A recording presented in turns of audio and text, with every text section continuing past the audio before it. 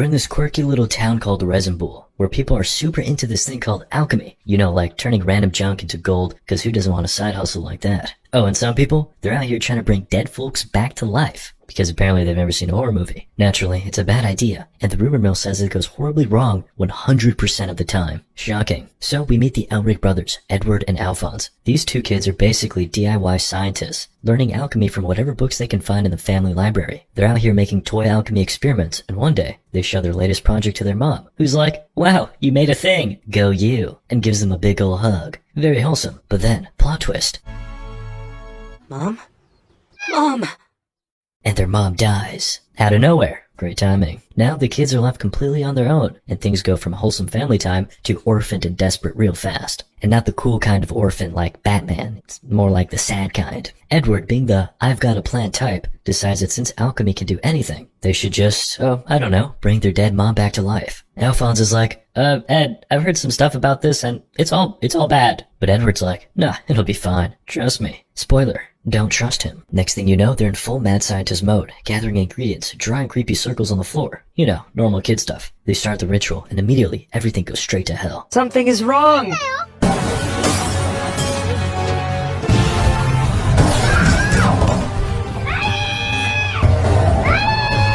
Good job, boys. Cue time jump. It's 20 years later and Edward's grown up and now chasing some shady priest dude who's got this flashy red rock. This thing is basically the iPhone of alchemy. It lets you skip all the messy ingredients and still get results. Naturally, Edward wants it. Priest gets cornered and instead of talking it out like an adult, he's like, screw it.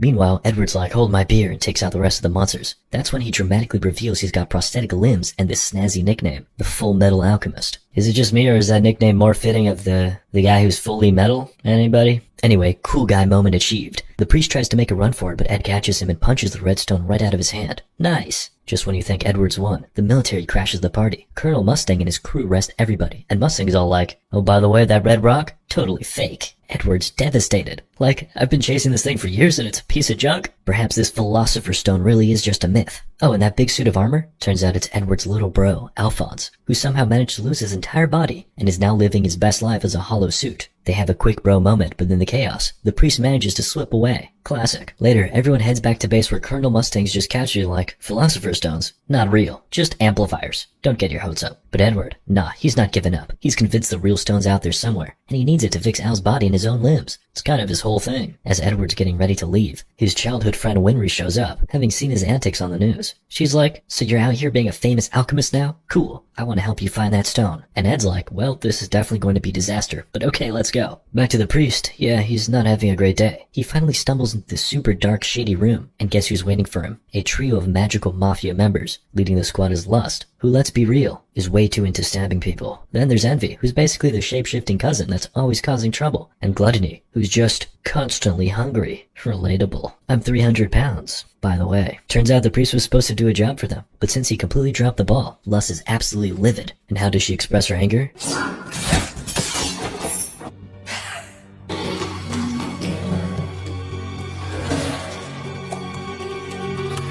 Meanwhile, Edward's just trying to get some shut-eye, but nope. Hey, remember that traumatic thing from 20 years ago? Let's relive that.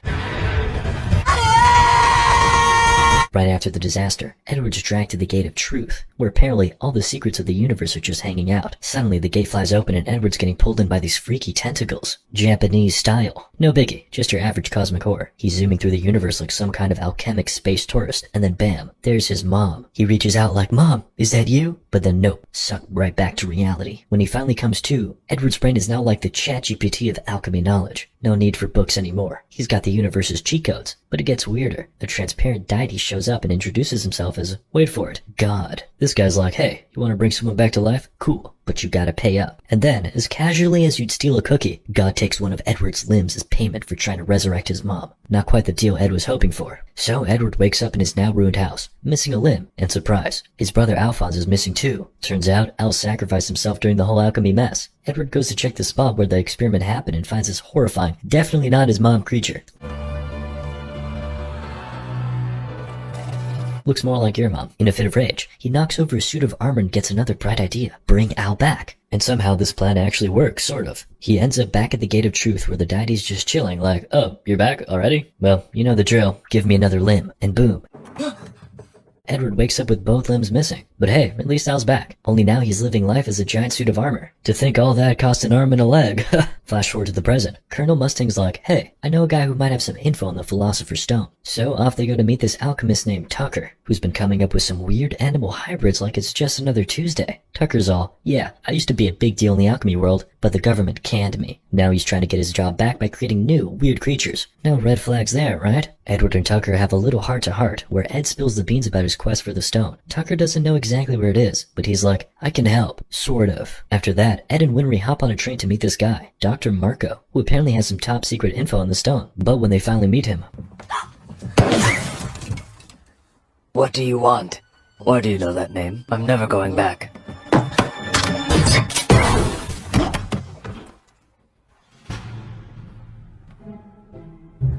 When Marco wakes up, he's not exactly in the mood to chat about Philosopher's Stones. He's all, trust me, you don't want to know. But then, out of nowhere...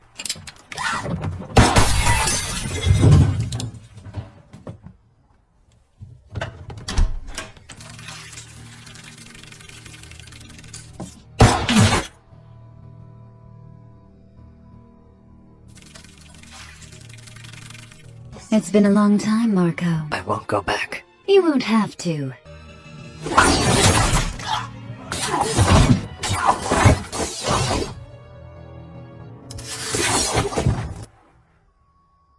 Dr. Marco!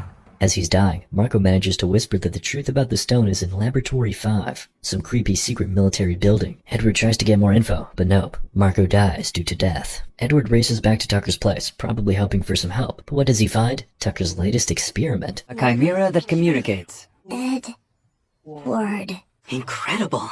It really speaks. Ed, come and play with me.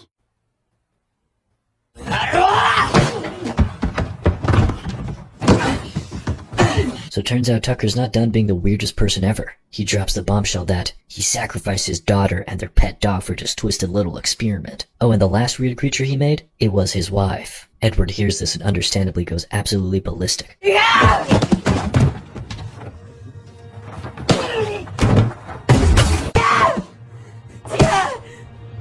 Finally, some justice. But Alphonse swoops in just in time to stop Ed from turning Tucker into dog meat. Too soon? Tucker gets locked up, but Edward's still fuming. He dives into the nearest stack of books, hoping to find something about this mysterious Laboratory 5. But after weeks of research later, still nothing. Then out of nowhere, the military general shows up at the library like, oh, by the way, Laboratory 5? It's just the nickname for an old military canary. No big deal. Edward's like, excuse me, what? And immediately calls his team to check it out. Meanwhile, one of the military captains does some digging of his own, and finds out the Laboratory 5 isn't just any old factory. It's actually a giant transmutation circle. Something sketchy is being cooked up there. The captain tries to warn the higher-ups, but of course, Lush shows up to ruin the day.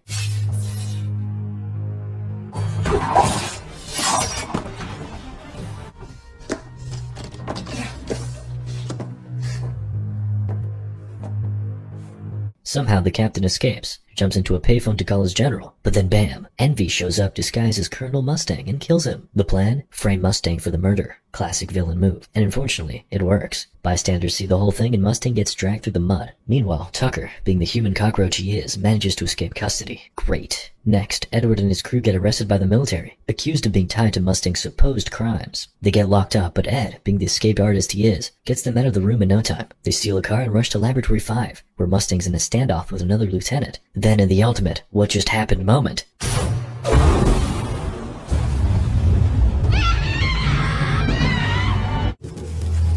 This is damn hot.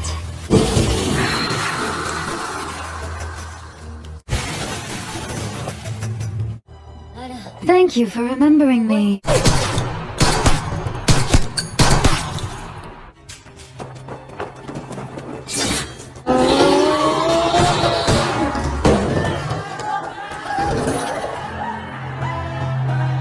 Edward chases Lust down to some creepy abandoned room, where of course, there's a massive transmutation circle on the floor. But before he can process any of this, guess who pops up? Tucker. He pulls out a Philosopher's Stone like it's no big deal and drops the bombshell that these stones are mass-produced here. And surprise, surprise, the military is running the whole operation. I knew conspiracy theories were true. Turns out to revive someone you must make a sacrifice, and that's exactly what the military has been doing by sacrificing prisoners. Edward's horrified, disgusted, and probably just 2 seconds away from throwing up. But before he can ask more questions...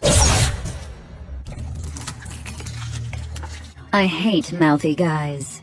Oh, and by the way, Lust, she's a homunculus, a super powerful being created by alchemy. No biggie, just casually taking out people's left and right. Then things get even worse. The general behind this whole nightmare shows up, twirling his metaphorical villain mustache, and explains that his grand plan was to build an army of supernatural creatures with Lust as his prize soldier. He powers up the room and suddenly...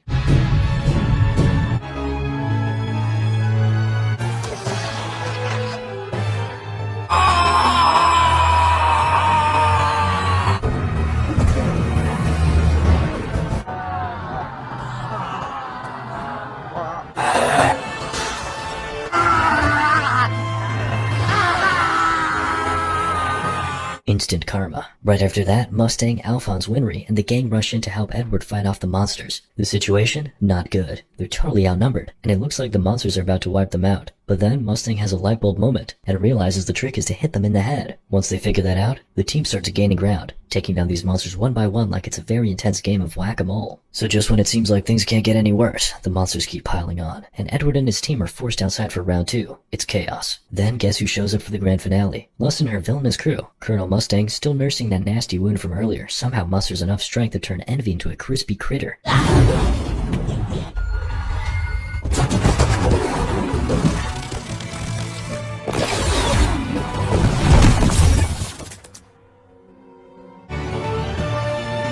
She casually drops the bombshell that she's got a Philosopher's Stone stuck in her chest, which is why she's basically invincible. Edward and Mustang are staring at her like, "Are you serious right now?" But Lust messed up. She told them exactly what they needed to hear. With a quick team up, Edward, Alphonse, and Mustang launch a series of attacks.